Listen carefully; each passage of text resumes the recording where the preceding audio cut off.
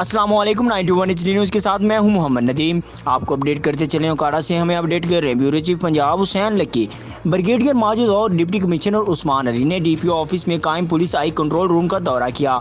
इस मौके पर district police officer Umar Saeed Malik ने मुहर्रम उल हराम के जुलूसों की मॉनिटरिंग की और सिक्योरिटी इंतजाम के हवाले से ब्रीफिंग दी। District police officer Umar Saeed Malik ने नवे मुहर्रम उल हराम के जुलूस के रूट पर सिक्योरिटी इंतजाम का जायजा लिया और मुतल्लिका अफसरान को हिदायत जारी करते हुए कहा कि सिक्योरिटी को फुल प्रूफ बनाया जाए। इस मौका पर SP investigation Shamsul Haq Durrani, DSP city circle SHO A division CSO Naeem Sikandar और इश्तियाक चौहान मौजूद थे। Regional police officer Sahiwal Humayun Bashir ताड़ और कमिश्नर साहिवाल मोहम्मद एहसन वहीद ने DPO ऑफिस में नए तामीर होने वाले शिकायत सेल का दौरा किया। इस मौका पर उन्होंने DPO ओकाड़ा उमर सैद मलिक की तरफ से शहरियों की दी जाने वाली सहूलियात को सराहा।